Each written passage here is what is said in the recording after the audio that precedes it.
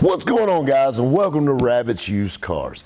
This is a video that I've been so excited to share with you guys. I'm bubbly right now.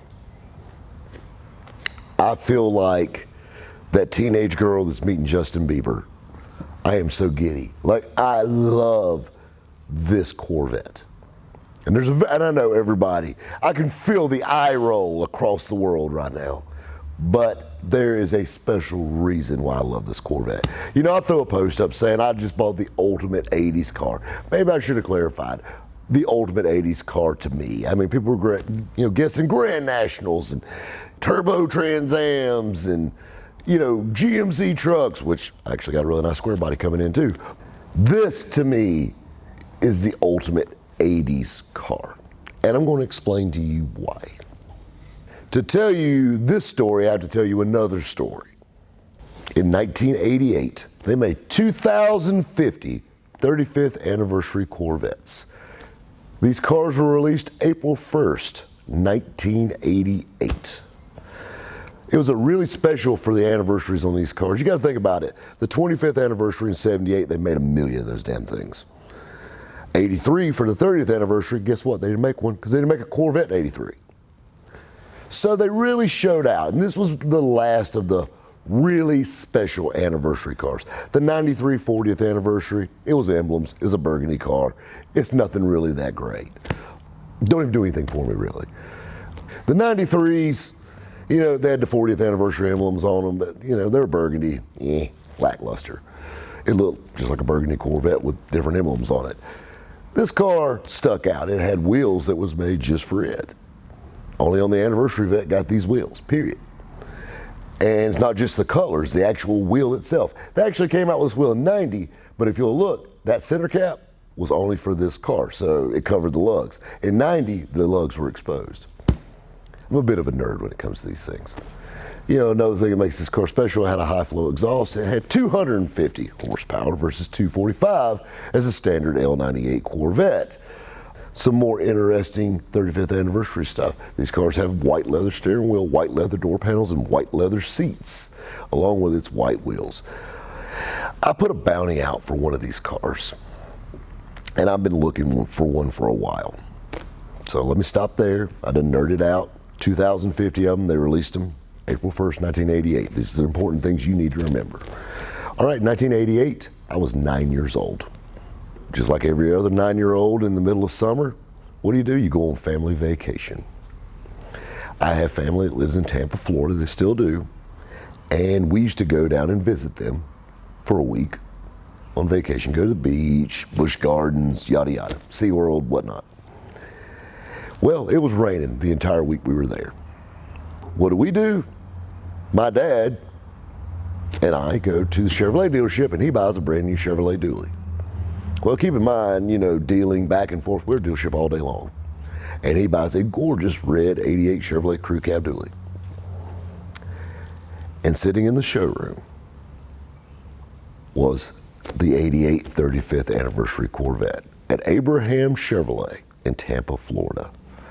I sat there for hours while my dad was dickering back and forth, and they're doing paperwork and whatnot, looking at this anniversary Corvette. My 9-year-old mind was just going nuts. The salesman let me sit in it. The car it spoke to me. I loved it. Like, at the time, I thought that was the end-all, be-all, coolest car ever made. I just loved it. I begged my dad, who also had, at the time, a C4 Corvette and would have bought another one. He actually bought a 90 new. I begged my dad. I said, Dad, we need this car. We need it. He goes, son, that's the ugliest damn Corvette I've ever seen in my life. I wouldn't have that damn thing. I didn't listen. I loved it.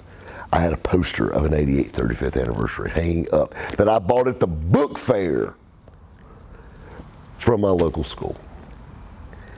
I love these cars. I always loved these cars. Always had a soft spot for the anniversary cars. 9 years old. I can tell you what I was wearing. I remember the black tile floor. They had neons in the dealership, and this car was glowing. I loved it. I loved it. It was just the white on. This thing screams 80s. I love these cars. You know, it's just sentimental. It's not a big money car. It's not anything. It's just sentimental. I love these cars. Well, you know, we got the radio show, and I put a bounty out, a cash reward to the person who sent me an ad to the car I bought. I had ads from all over the country for Anniversary Corvettes coming in. And actually I almost bought one in Bowling Green, Kentucky that was in the museum. Nice car, really low miles. The only problem was the car only had 10,000 miles on it, and it didn't run good at all. He'd be the first to tell you, like, you don't drive it. This is something you wipe on and tell everybody this is your 10,000 mile Corvette. The guy that owned it actually was the sales manager for the BMW dealership in Bowling Green. And the car sat in the showroom at BMW after it was done at the museum. I mean, the car was pristine. It was perfect. But you couldn't drive it and enjoy it. And I don't like things like that. I mean, I want to be able to get them out and drive them. I drive all my cars. So I didn't like that. So I kind of let it lay. You know, I'll find one day. And these cars didn't age very well. You got to understand, glass roof, all this glass. This thing's a damn greenhouse. And all you have is 80s plastic and leather. So needless to say, it's like living under a magnifying glass inside this thing. Everything gets dried out and just baked. These things literally get microwaved inside, unless they live inside. You know, no big deal. Had a good buddy of mine send me a link to a dealership in Nashville. And he goes, look at this. It's an 88 35th Anniversary Corvette, low number car. All these cars are numbered. There's a number in the center console that says of the 2050, which one it is. Car number 71. Really low number. Actually, one of the lowest numbers I've ever seen personally for sale. Matter of fact, the 10,000 mile vet was like number 1,000 something. 52,000 miles, look really good in the pics. So I called the old dealership up. And you know, it always tickles me when car dealers buy cars from other car dealers, because it's kind of like dealing with the devil. It's like, who fuck who worse?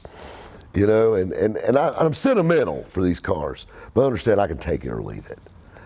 So I called the little salesman up and let him give me the spiel and tell me how awesome it is. And it's a one-owner car. It was traded in for a new Silverado, and it's this and this and this and this. And this little wet behind the ears kid that knew nothing about a Corvette was telling me all about this Corvette. And I'm just listening to him talk. And I told him, so what's it going to take to buy it? And he told me the price. I told him what I would pay. And he said, yeah, let me talk to my sales manager. I said, that sounds like a really good idea. He calls me back and he goes, my sales manager says we can do this. Perfect. I said, tell you what I'm going to do. I said, I'm going to send my transporter to come pick it up with cash in his hand. If you want to email over the paperwork, I'll sign it, whatever you need to do. He does. Call my transporter up. He said, man, I can run up to Nashville tomorrow. Super. Keep in mind, I've never laid eyes on the car. Well, in all the paperwork that he emailed over, he actually emailed me over a link to the Carfax on this car. And I normally wouldn't even open it up. Carfax, the car's got a clean title on it. It's true miles. I'm really not that big on that, whatever. But hell, I got it. It's kind of neat. Got a Carfax. Hell, most of the cars I got were too old to even have a Carfax. So I ran the Carfax. I pulled it up. Looked it up. One owner that was bought new in Tampa, Florida at Abraham Chevrolet. And I stopped dead in my tracks. And I called the salesman up. And I said, do you have the guy's contact information? You got the car from him? He said, yeah. I said, send that to me. So I called him up. He said, yeah, I lived in Florida for a little while. I said, man, I bought that Corvette at Abraham Chevrolet. I said, really? And he told me about the time. Keep in mind, they only made 2050. Most dealerships didn't even have one. Is this the car that I was standing in front of 32 years ago, gawking over? And I'm like, I'm giddy at this point. So we do a little more searching and digging, and lo and behold, as far as we can tell, This is the only 88 35th anniversary that Abraham Chevrolet ever sold new. So you got to think, 32 years ago, damn near to the day, this car, I was looking at it in the showroom in Tampa, Florida. And now it's in my showroom. Now let me stop that story to tell you a little funny story. So my transporter gets up there. He walks around, looks at the car for me like he always does. And he said, looks like a clean Corvette, man. I said, super. I said, pay the man. Phone rings. Matter of fact, I was actually filming when he called. He calls me up and he goes, yeah, Rob, we got a little dock fee we had to put it in here. So we're 150 short. I told the salesman, I said, let me speak to the sales manager. Well, he's real tied up. And I said, well, if you want to sell this car, you need to get him on the phone. About 30 seconds later, sales manager picks up.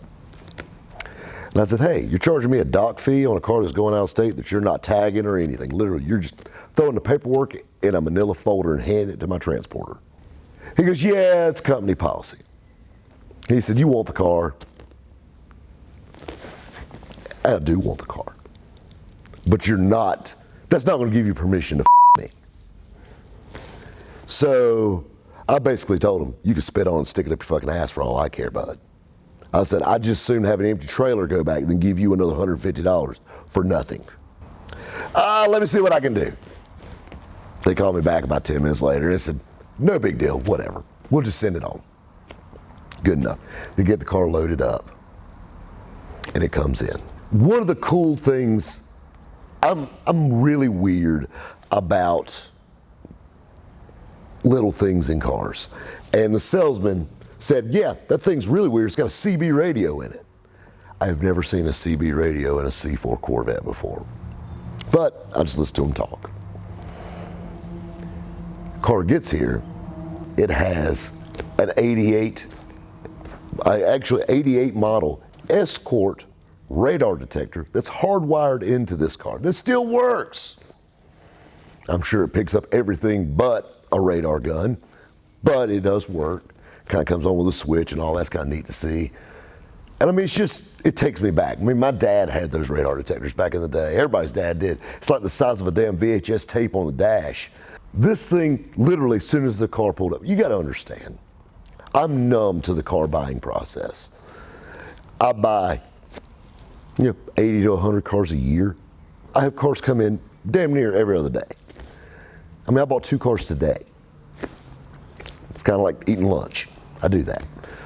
When this thing came in, I stopped what I was doing and fired up, and it backed off the trailer. I couldn't get in it fast enough. And lo and behold, my dad was there. And the first words out of his mouth, being my father, that's still the ugliest damn Corvette I've ever seen in my life. I said, hop your old ass in. And 10 minutes later, he got his ass in the car, and me and him went up the road in this thing. Now keep in mind, I know nothing about this car. It's a 52,000 mile hunk of fiberglass that I bought out of Nashville, Tennessee. We go zipping this thing around, and not even 2 blocks from the shop, we're both giggling and laughing ear to ear. All the squeaks, the pops, the rattles. This so much rides horrible, and I love it. I have drove this car 5, 6 times in the last few days. I look for reasons to drive it. It's brought me more joy than what I paid for already. I mean, it's not perfect, and that's the thing. I usually try to find the best of something. My 90 Indy Corvette, it would knock this one's dick in the dirt. I mean, it's a nice car. It's clean for what it is. That Indy Corvette was pristine. This one, she needs a little work. She needs a little love. And we're going to do some love. I got some paint correction. We got a little few repairs we're doing on the inside. Everything mechanically, it works great. Air blows cold. Factory Bose with a cassette player works. Still haven't found that damn CB radio yet. All the books are with it. I actually got a hold of the owner, and he still has the paper tag from Abraham Chevrolet, and he's sending me that to go on the car. It's actually hanging up in his garage, so he's going to send that to me. That's kind of neat. And like I said, we're going to do some paint correction on this thing and do some you know, just kind of bring it up to snuff. The tires are dry rotted on it, and it slowed me down from driving it, but I'm gonna put a fresh set of tires on it, put the Goodyears back on it. I mean, like, I love this car, it's special. I mean, this is the thing. I mean, to me, this is my ultimate 80s ride. Instantly, this car took me back. That's what I love about cars. It's not so much about the car. It's the attachment around it. You know, being there with my dad in a dealership. Do you really think at 9 years old that I wanted to be selling cars? You think I'd be talking to a camera right now, talking to you guys? Staring at my ugly ass camera guy? No. That's the thing I love. You know how much life I've lived between then and now? And I'll be honest with you, the damn car looks better than I do. Of course, there again, this damn car had been divorced twice and told jokes in comedy clubs for 7 years either. I love that we're reunited. And like I said, I'm gonna drive for a little while. We're gonna make it slick. It's gonna be a nice anniversary vet. And like I said, we're gonna do something fun with it. Now, I don't keep anything forever, you know. I want somebody else to enjoy it, but I want somebody to really take care of it. It's kind of a cool car. And I'll be honest with you, I'm having fun driving it. If you don't think this is your ultimate 80s ride, you can kiss my ass, because it's mine. Guys, we'll catch you next time at Rabbit's Used Cars.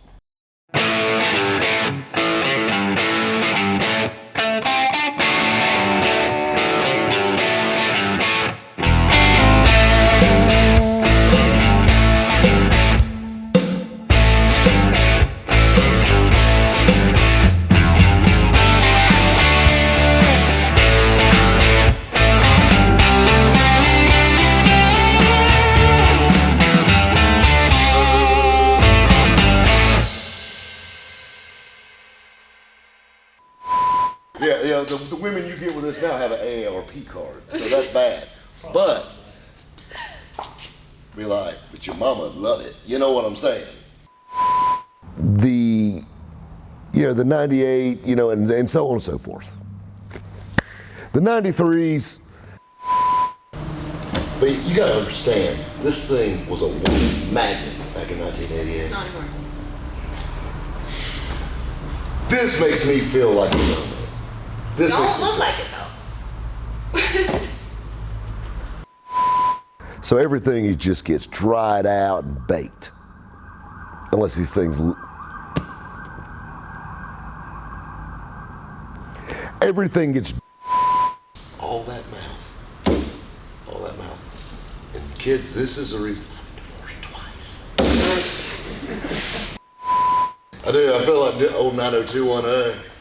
All I need is like a bomber jacket on. Dun, dun, dun, dun, dun. And like a sister with a drug problem. This is the thing here. No, I'm trying to be good. I'm trying to be good. But I have to G-rate myself around most of this shit. I don't need this kind of abuse.